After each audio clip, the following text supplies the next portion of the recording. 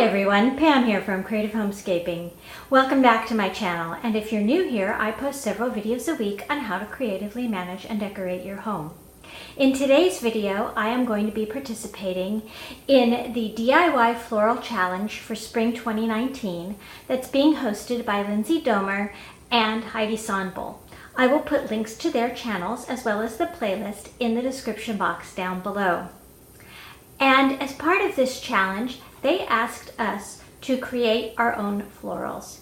So I am creating my florals with something a little unique. So if you want to find out what that is, stay tuned.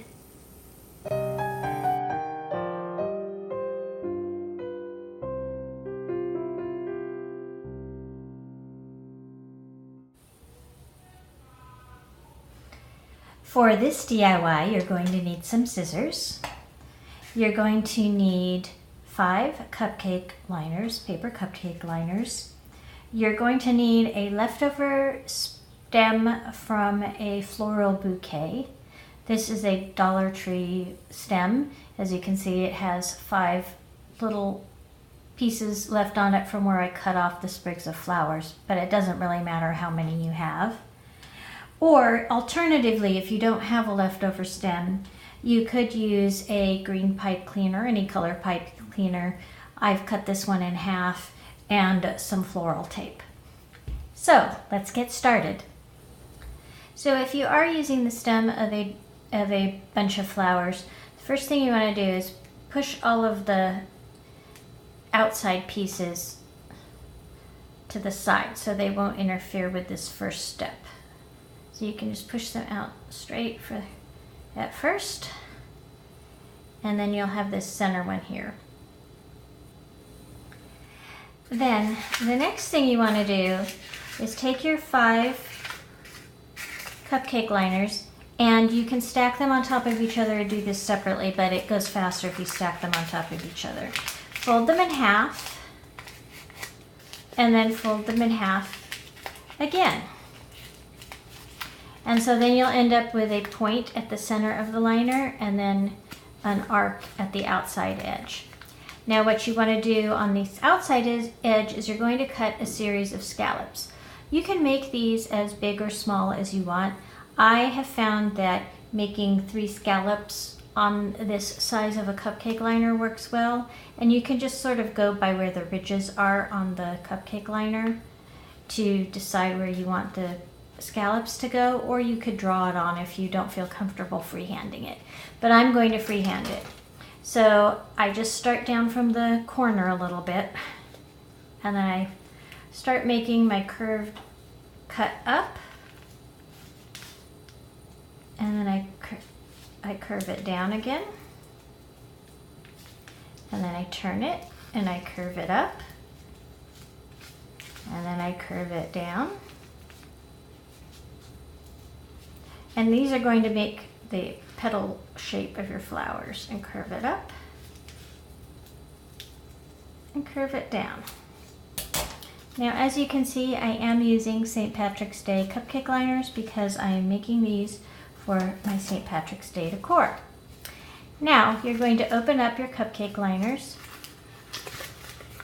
and as you'll see,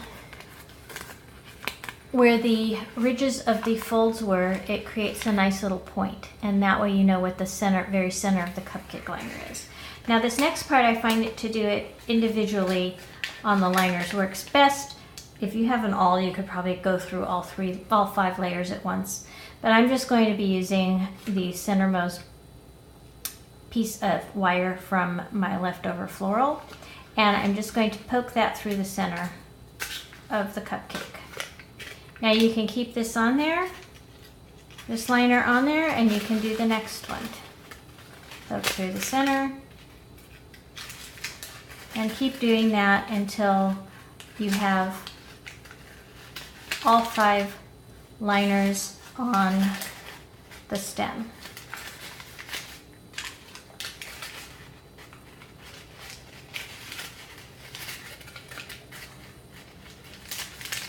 Okay. Now you have all 5 liners on the stem, and you have this end sticking up. What you're going to want to do, and I forgot to mention this in the intro, is you're going to want to take some pliers, probably needle nose pliers will work best, and you're going to want to bend this piece over onto itself, like so.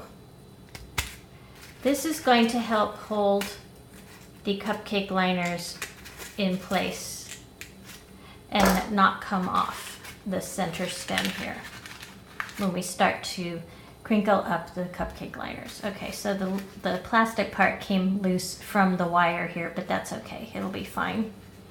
So then what you want to do is take the centermost cupcake liner and just sort of pull it gently so it doesn't pull off the wire, so that the cut edge is coming upwards, like so. And just sort of crinkle it in on itself.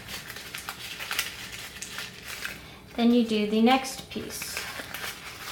And you want to sort of, keep in mind you want it flower shaped, so you want to sort of push in some parts and let others come forward. And then you keep working your way outwards each layer until you've reached the outermost cupcake liner. And then what I'm going to do is, once I have my flower formed and I've kind of pinched it together at the bottom here, then I'm going to push these upwards so these extra pieces here, so they support it like the bottom of a flower, the sepals at the bottom of a real flower. And then what I'm going to do is bend the tops outward just slightly so that the outermost cupcake liner, use my pliers for that one, will flare outwards.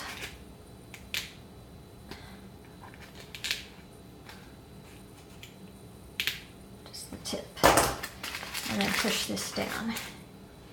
And then you can see I have created a flower out of the cupcake liners. Now if you do decide to use a pipe cleaner, you'll do the same thing with the pipe cleaner. Once you have the hole poked into the middle, when you put the liner in here, you'll just take your pipe cleaner and bend it over a couple times like so, so that it will sit in the middle of the cupcake liners. And what you'll want to do is, once you have all the cupcakes or liners arranged on your pipe cleaner, then I took some floral tape and it made a wider base here around the bottom, and I'll add a little more so you can see how I did that. You just wrap it around and you stretch it while you are wrapping it so that the adhesive will bind it to itself. So you just kind of twirl it around like so while you're adding that on there. And then you can just pull it off. But that extra amount up near the top there will help hold the cupcake liners in place so they don't slide down. And then I just wrapped the whole chenille stem in the floral tape so that it would be a darker green and more stem-like rather than being fuzzy. So that's another option for you. And here are my cupcake liners arranged in a clear vase with a small ribbon tied around it.